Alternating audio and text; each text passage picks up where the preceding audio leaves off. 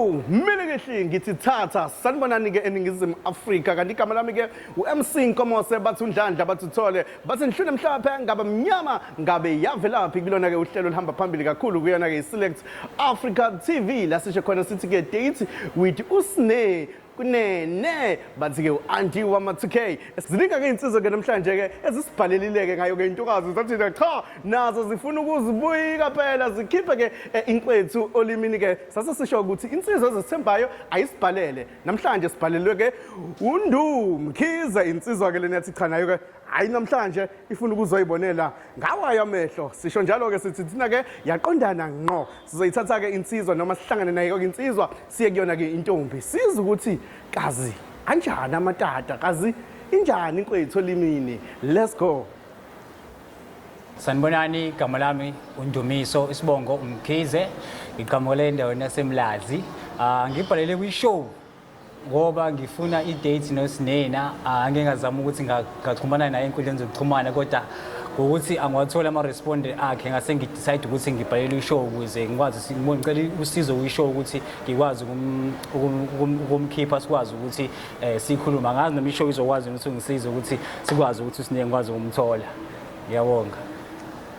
Bathi yaqondana ngqo yilo usuku olukhululeli okade ulindile mntaka baba ufuna ukuyibona lentokazi yakanene ukuthi ukhiphe inkwethu olimini angazi ukuthi inkwethu nayo ingane yakwethu ngoba ke ilona thuba leli sokunikela yona ukuze phela ke uzithule uyichaza inkinga yakho nokusesifubeni sakho ngiyakuthemba ukuthi uyazethemba angazi ingane yakwethu.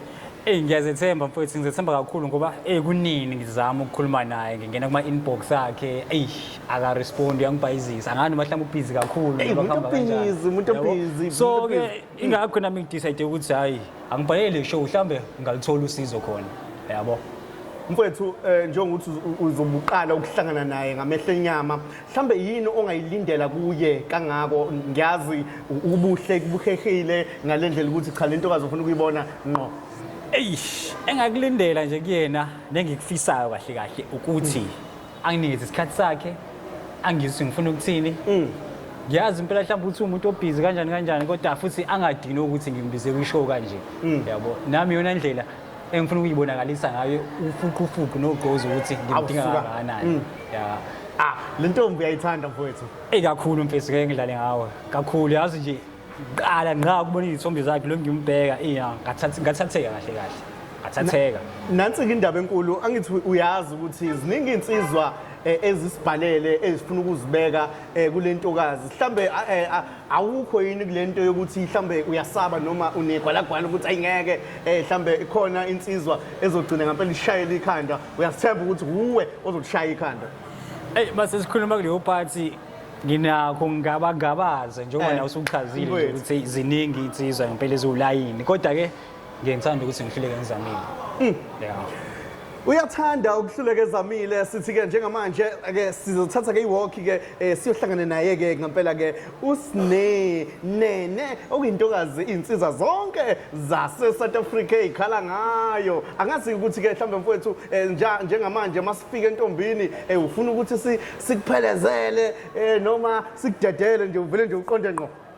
Mina ke ngifuna ukuthi qonde ngqo mina ngiphoqa ngedwa angizwe abantu abaningi yabo suka madoda sithi yaqondana ngqo nentokazi uSinene bafowethu ake sithathe ithuba siyobona ke intokazi la ikhona mase siza ukuthi ke ulimi enkwethini lunjani kanti ke igama lohlelo sithi ke date with uAunty wama 2K uSinene.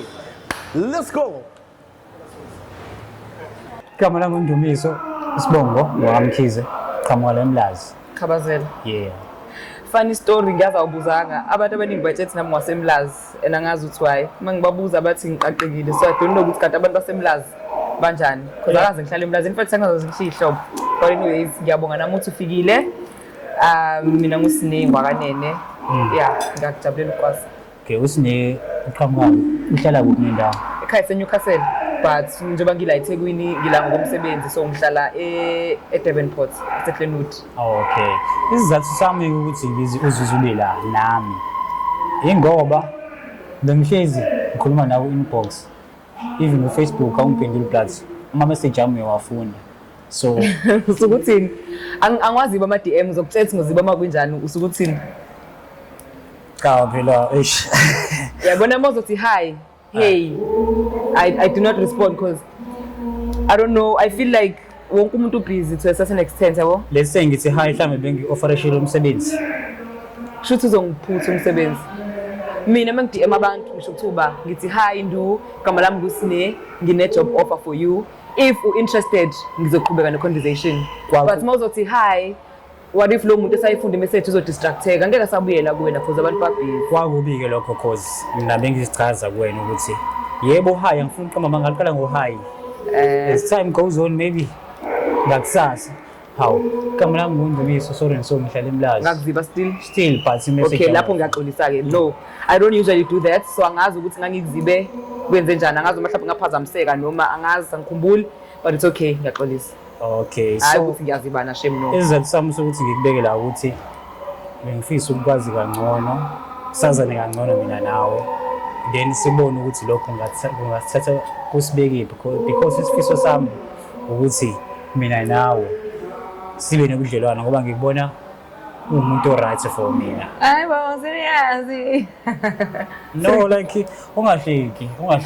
Bengeke ngithathe. Ngiyakuthanda ukuhleka mina manje mawuthi ngingahleki kusho ukuthi soba nenkinga. No, angisho ukuthi singahle kodwa sengisho ukuthi mase sikhuluma into yabo serious kanje because mina kuse userious ish ngizoqala ngithini Nkosi yami. Kumina ubalekile. Yabo kumina ubalekile. Ngeke uzuzu ngize ngisebenza kanzima manje ukuthi ngize ngikwazi ukuthi ngibone in person kanje. Ngingabalekanga. Yeah, ngingabalekanga. Ngiyajabulisa ukuzwa lokho ngiyabonga. Yeah. So usine mengabuza nje umuntu kanjani, umuntu othandani nje. Tell me more about yourself. Well, tell me more about yourself awuthandi because ufila ngathi ngi-interview. Nazathi ukubona e-primary makuthiwa hamba niyobhala myself. But anyways, ngiyakuthanda phethu ukuhleka. Angiyena nje umuntu angikwazi ukuba serious. So ngicela nje ukukunika i-disclaimer manje so that uzosheshe ujwayele nje ukuthi kukancane ukuthi ungifice ngi-serious. Ngisho kuthiwa i-situation yabo manje ngiyakubona ukuthi siyakhuluma and serious. Ngiyakubona khulileka ukuthi ngiyahleka akusho ukuthi I'm taking you as a joke. Yeah. Ngumuntu nje oyithandela ukuhleka. So ngenzela ukuthi kujwayeze manje so that if into yethu yaphumelela ungeke ube nenkinga nokuthi wena usho something kumina serious ngase mina ngiyahleka into zami. No, angithi Khale ngihleka nje. engakho nami ngithi funa sazana kangcono nama ngene umuntu oserious ohlezi yabo. You come across as serious party. No, it's just that ngiyaqala ukubona ngifuna ukuphana ngiphaphele yabo Ngiphaphele nami sengiphaphile. Umfana uqineka ngaka kwenzakalani ngaye. Ukuthi uyaqina sidalo, might as well qina manje kusheshe ngazi ukuthi uyaqina umfana. Okay, yeah, okay ngizosho ngikhuluma kakhulu mina. Nothing wrong about that. Kakhulu and yeah nje nami angizwani noba serious strong shit. Hawu nje u serious kanje manje. Wena ungenza ngibe serious. Hayibo kanjani manje mina ngihlekela. Indlela oyona. Hayibo. Yeah. Yini ngami nje kwenza ukuthi ube serious. Mfethu uyangichaza kahle mina. Angifuni mhlawumbe ukuthi mhlawumbe uyitshele ukuthi ngilaba bafana abafuna ukuthi mhlawumbe ngifuna umjolo ngifuna ukuthi bafethu mangifikele musifike mhlawumbe lokushini sihamba nawe ngithi yabo ngivukile ngifuna ukuthi isiqubu whatever cha mina I see future mina nawe. But ngingazi ukuthi wena how you feel mhlawumbe uthanda umuntu kanjani yabo. Okay. Nokuthi yini ekudina yabo nje angifuni nokuthi yini ekudina mhlawumbe umuntu osilisa awumthanda mhlawumbe kanje yabo. Okay. I feel like kuna question ongibuza neqaleni engibengakayiphenduli and manje inkinga ngithi upepereza kakhulu. Yeah. Obungibuza ukuthi utheni uthe ngithandani. Ngithanda ukuhleka, ngithanda ukudla, mfethu ngithanda i-nice time. Like ngifuna ukuthi yonke into engenzayo kube mnandi, ne? I know ukuthi impilo ayihlali imnandi and ama relationships nama friendships nasemsebenzini angeke hlale kumnandi. But ngifuna ukuthi ama nice times abe maningi ukudlula ama bad times. So for example, if mina nawe siyi-couple, ngifuna 60% sijabulile, 40% kuningqinamba ke siyaxabana ke kunama ups and downs and what not. But sabo mangabe sekuthiwa siyajola and 70% inkinga, sijabula 30%, I take out yabo. Asekho right. So in as much as I get that mhlawumbe nakuhlali kumnandi, but I truly appreciate a nice time. Ngumuntu othanda ubumnandi nje ngisho kuthiwa kuqhamuka ngendlela ekanjani angisho ubumnandi groove but ngathi ngahlala ngijabulile yabo. So I just like people abazongiprovide nge nice time as much as they can. It won't be every day, but as much as we can, let's have fun. Akube mnandi. Angithanda izinto sekaxaxana manje sesaconfrontana phela. sekuyaliwa kuzokwenzeka it's okay it's Yes, part of your kuyenzeka, life yeah. ngeke nibe ne-relationship ningabi but sengisho ukuthi angithandi ukuthi mase ngifila ngazathi sekwenzeka kakhulu ukuthi sixabana more than si-happy then for me that doesn't work out and manje nginenkinga-ke ukuthi ngiyena umuntu obekezelayo. I know this doesn't sound nice but umuntu honest-ke so I think ngamele ngikutshele nje kusa-early kube into ozoshesha uyazi ukuthi muthi awuyena umuntu obekezelayo uchaza mhlambe chaza ukuthini kahle yini ongakwazi ukuleze mhlambe umuntu ophatha kabi okujolelayo into kanjalo or kanjani. Yeah, mengasekho happy nje that's why ngithe ngiprioritize next time. So mase ngibone ngazathi ngisho kuthiwa sibanga ini it doesn't matter. Mase ngibone ngazathi sesiqala umkhubo ukuthi sihlezi sixabene siba happy kancane. I will leave ngizozama ukufixa fix but there will come a point where ngizothi ayi sesixabana njalo and then I leave. Yeah. Mangithi angikwazi ukubekezela ngisho ukuthi bakhona abantu besifazana abakwazi ukuthi ningaxabana u6 months wonke but ahlale ethembeni bese ngenyanga ye7 ngabe kuyisi bese ngenyanga ye7 sendilungisile izinto seni right mina ngeke sifike kwinyanga ngeke ngikwazi ke bandla ngifuna ukudlala ngawo yabo sengisho lokho ukuthi mase ngitshela iqiniso nami ngi-short tempered yabo ngi-short tempered but not ukuthi mhlambe ukuba short tempered wami angikwazi ukubekezela ngaleso sikhathi mhlambe nami mangicasukile ngi-short tempered yashesha ukucasuka mina ngifuna ukudlala ngoba nesicefe singaka mina uzongikhona kanjani uma ukuthi short tempered nesicefe simnandi nje mina ngabe isicefe simnandi nje simnandi manje ngoba ukaka-experience usasibukela kulo no mina ngingakuthatha noma unjani noma ngathiwa mfethu bekuthiwa mhlambe uhambe nge-wheelchair unengalo eyodwa nehleli lodwa ake ngihambe nge-wheelchair kusasa ngifuna ukubona ukuthi uzobe usakhuluma efanayo ngingakunakekela even though awusakwazi mhlambe ukuthi mhlambe ye-bathroom ngakusiza awusakwazi ukugeza mina I can be there for you. Okay, that's nice. The way obaleke ngakhona kumina, the way engifisa ngakho ukuthi mina nawe sibe nobudlelwane, it's not like ukuthi ngifuna ukwenza i-joke or ngifuna ukuscore ama-point ukuthi ngidate nawe. Into engicela kwena ukuthi nje unginike ithuba ubone ukuthi umuntu angicela omningi ngicela nje unginike nje just a chance. Okay. Then maybe ubone ukuthi ngumuntu kanjani yabo. Maybe mhlawumbe-ke ngizwe isikhathini samanje ukuthi isikhathini samanje indaba somjolo zinzima abantu banama-type ifake ubheke ukuthi nani. Mina I prefer ukuthi mathiwa siyathandana mina nawe or le nto yethu iyasebenza simithane halfway ungahlezi ubheke mina. I'm not saying mhlawumbe ukuthi ngungoqo nginqonqela ngifuna nemali yabo mara kubalekile ngaso sonke isikhathi ngeke ngihlezi ngirathi ngaso sonke isikhathi ngizodinga nami usizo lakho as umuntu wesilisa as umuntu engisabana naye engithi naye sibambisene ngizodinga ukuthi nawe ungilekelele simithane halfway ungahlezi kuyimina njalo ukhiphana nemali nani angisho ukuthi angisho imali angifuna ukuyikhipha awufuna ukuyikhipha awufuna ube one sided. I can do that but not as isikhathi sihamba uze kuphela unyaka wena awungi-offerishe lutho maswabula ukuthi ngihleleke once mhlambe that month so uhamba ungikhuluma kangenzeli ukuthi angenzeli ukhohle sengikwenze before ngakhuleka ngikho kanjalo nami ngithanda abantu aba-reciprocatayo so nami ngumuntu asizana ngibathanda abantu abastingy so ngikho stingy nami so with that part hayi khululeka so lapho nje khululeka ugcwala ubhabu kube right so ngathi-ke wena usineke ngathi yena masikhuluma ngawo ngazinto zama-type uthanda umuntu wesilisa kanjani izinto zama-type sometimes ngeke ngisaba ukuyikhuluma ngoba ziya-blinda from like ngicela nje honest ngibe honest ungasabi asile siyakhuluma ngeli nami ngili I'm just saying sengiya-avoid ukukhuluma because abantu sometimes abaphathi kahle and especially when sikhuluma ku-first dates like mangizosho i-type yami and you don't match that description wena should sekusho ukuthini lokho kuwena does it mean so off ngithiki so okay usinike uyaphuza ngiphuza awuphuza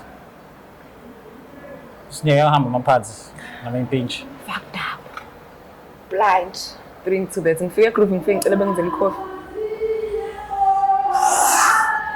yabo nje ngifikele ematshwaleni ngifike ngithi ngiphiwe i-boss okusho ukuthi mangathiwa uyahamba labangani ngafake ngikhululeke mina ngeke ukuthi mhlawumbe sulahlile sekukhona iy'ngane engazazi singasayazi ukuthi yaba mphakathi futhi bowuthunga hayibo ujapheni manje afike enganeni engaziwa no ungakhululeka mfethu like angithi lana sizama ngizothini ngizothi sizama ukuxazulula or sizama uku-unpack izinto yabo so kumele ezinye izinto yabo nami ngigculiseke as nawe for ugculiseke kwezinye izinto njengoba ngisho ukuthi mina ngathanda ukuthi nawe sibe kwi-relationship.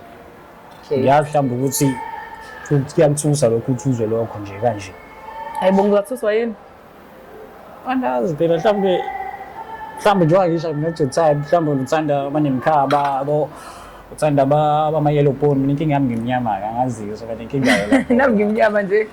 cha phela abamnyama wena kodwa phela uthotha uthandabo bafana bayelo yabo ya I hear you.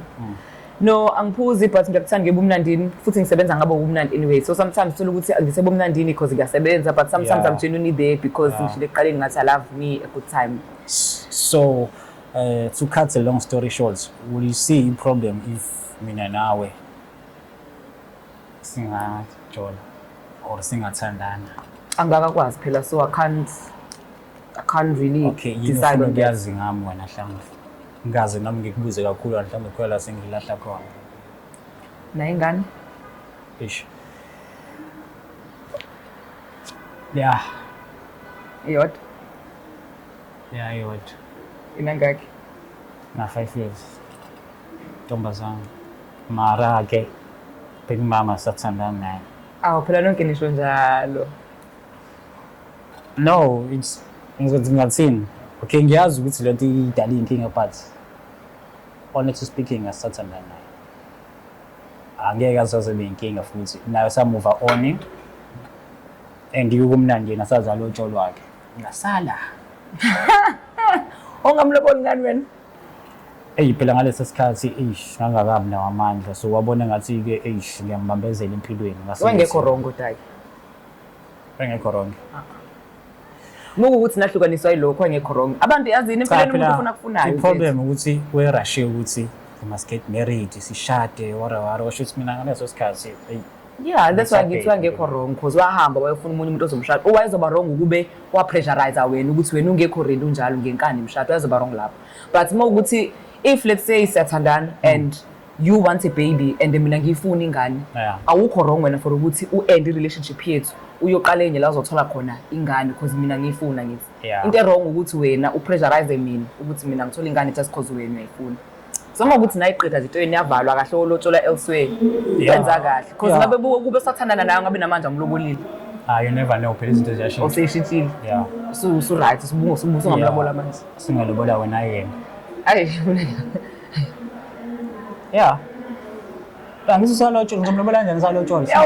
Right ekase kusengathi nje mina nelobola. Endaba uthanda ukungenela ngoba unkosikazi unkosikazi. I don't know, I'm sure ngizothanda makhamba isikhathi but njengamanje I don't think ready for it enjalo. I feel like ngisemncane. I know ngimdala, oh my god, I'm so old. But ngifila ngathi ngisemncane for a commitment njengomshado. It's too kimini ngikubona kuyistep esikhulu, yabo? Okay. Engingacabanga ukuthi mangase kuthiwa nje wena uyangilobola manje. I think ngabaleka ngeenyawo zami zombili. Balekelani ngokuphela umuntu osifazane uyafisa ukuthi kube njalo kuyena empilweni. Kushuthi anyena kumuntu osifazane. Okay, yeah, ingane ngayo. Asayikho umuntu engifundana naye. Okay, usually ngiba nenkinga nabantu abaningi angithi ngibuzile ukuthi yini deal breaker kumina type yami umuntu onjani. Yeah. Phela manje angisho ukuthi wena maybe I will ask ngizofuna something ukuthi ungincede ngomuntu. No, I know. Yeah. I'm just saying. Usho manje umntwana yena ngamandleleni yethu ukuthi mina nawe singakwazi ukuthi sibe right. Yeah. Well, I got it but yeah. Okay, ubumntwana akekho. Ubumntwana akekho. Yeah. Phela ngisho namanje ukuthi ngiyagaba just because uningane. I'm just saying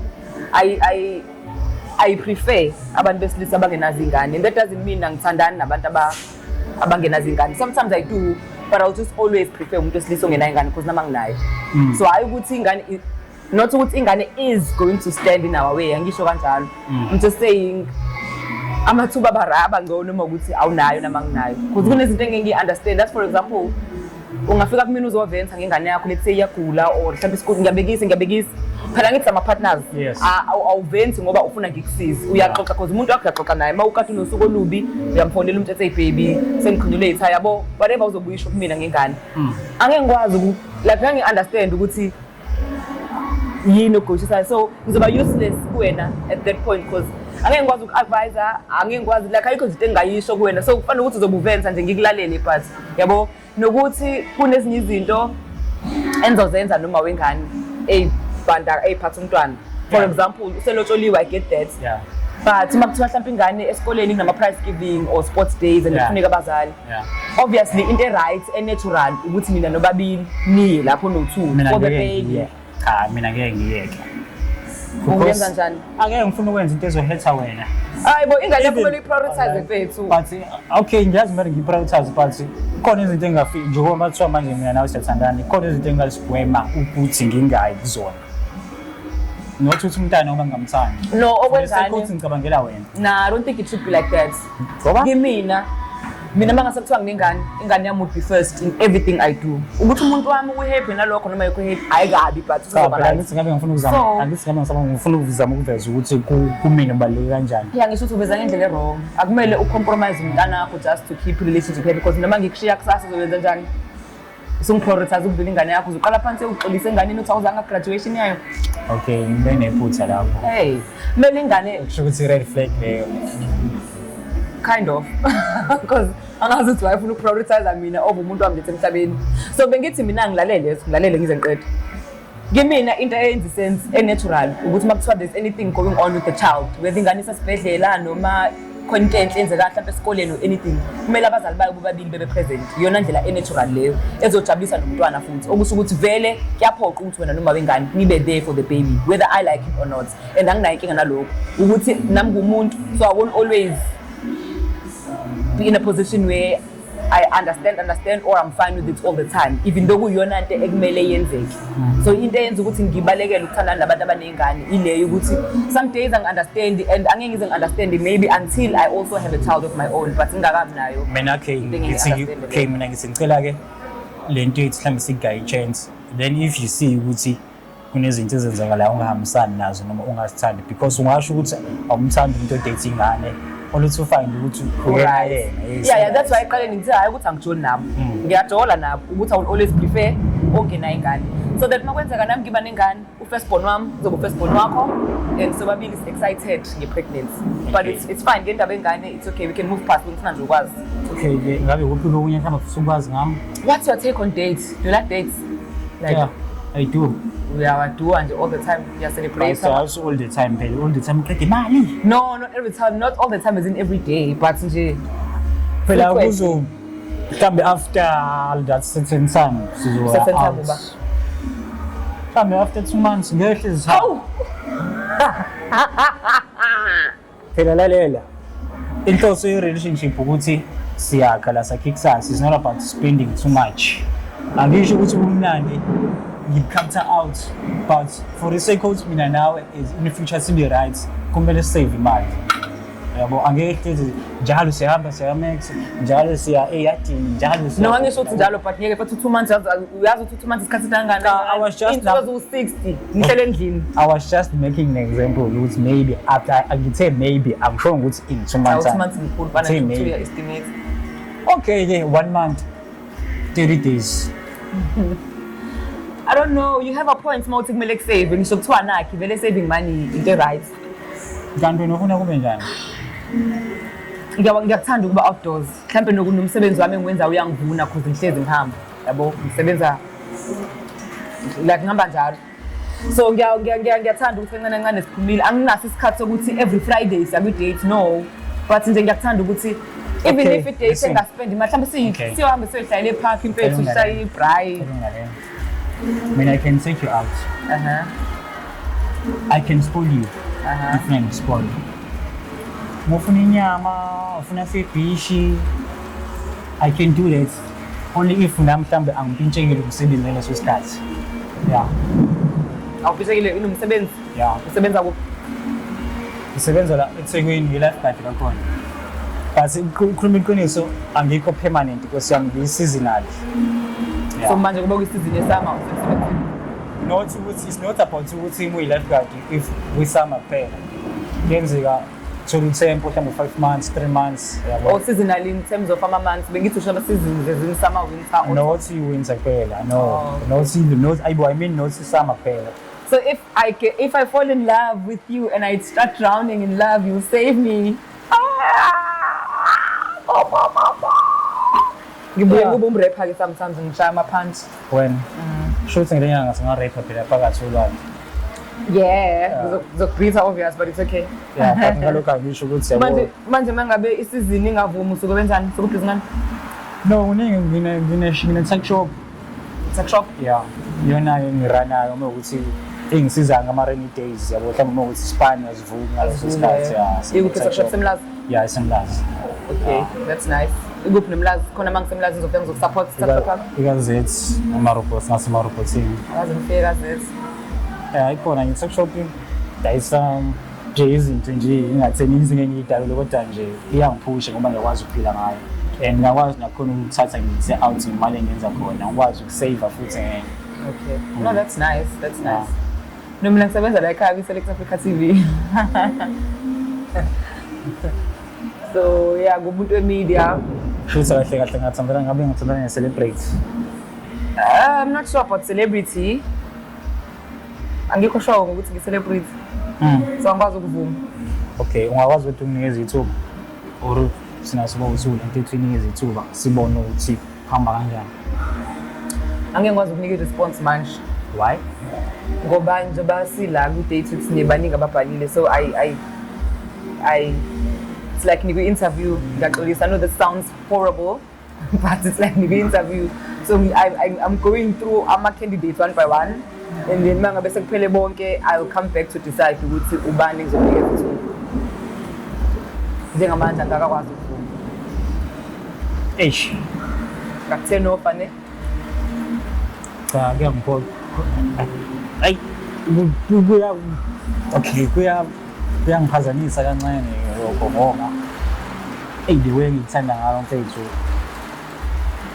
angikwazi ukukhuluma ukuchaza like Dates since ngibuka ama-pic akho uyabona nje on social media ngisho ukuthi wow yabo ngithanda njani umuntu omazila online. What if njengoba kade ungithanda uyaqala ungibona namhlanje what if bengiyi-catfish?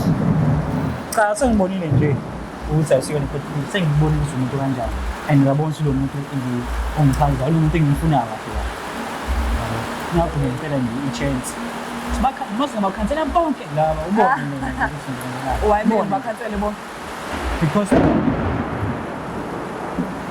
mina ngizana something different. Angizi nokuthi ngiwabe ngishila angizi nokuthi ngifuna ukuthatha iziphi kambe ngoba nginemali engako ngihamba emoto engako kanjani kanjani. Mina I want to have a future now. Yeah. Ngifuna ilonto engiyifunayo. Ngibona as umuntu engakha engavusa umuntu engavusa umuzi wasekhaya lapha. Ungavusa umuzi kamkhizi. So how do you know that you are coming with something different from our buzz about the computer now?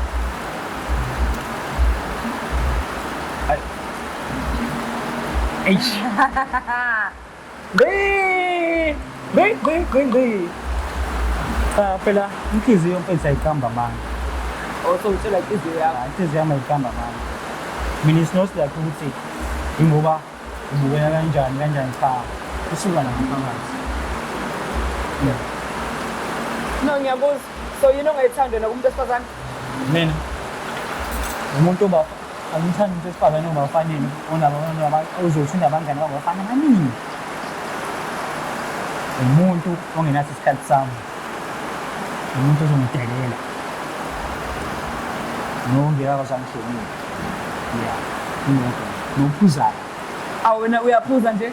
Yeah, phela ngiyindoda mina. Manje? Indoda kumele iphuze futhi ngicabanga ukuthi siphuza sobo-2. Ngiyajabula bo. Phela nosuthi ngiphuza lezi ngiba isidakwadakwada ngaleso sikhathi nje. What if nami ngiphuza ngaleso sikhathi? Ngathi khona ngeke. Ukube ngiyaphuza manje kunani? Umuntu esifazane phela awukwazi ukwenza into ngoba nakwenziwa yimina ngindoda. Bengizobe ngingaphuzeli ukuthi uyaphuza. Asithi ngiyayiphuzela nje umfice ngiphuza nawe uyaphuza.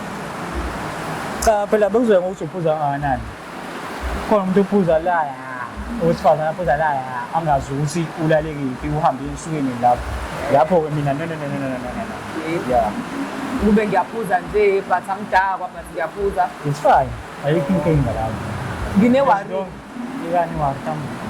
It's number 1 awumthanda umuntu esifazane owazana namajitha amaningi. Yeah, ozothi umngane wami ngeze understand umngane wami.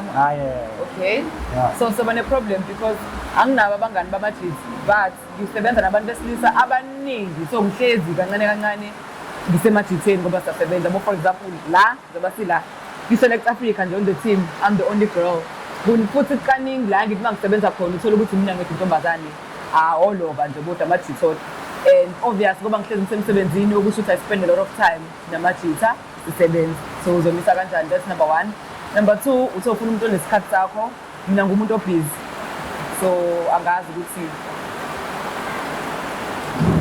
and the busy yami i-flexible in a sense ukuthi angikwazi ukuconfirm ukuthi yabo khona umuntu omaziyo ukuthi usebenza e-office 9 to 5.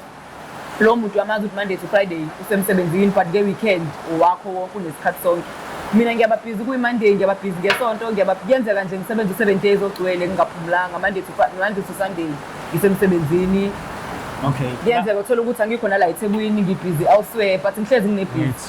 Mangafika isikhathi la khona let's say nami umsebenzi wami sengithola permanent. Sengithi sine no. Manje kumele uhlale phansi. Okay. Mina ngizonakekela.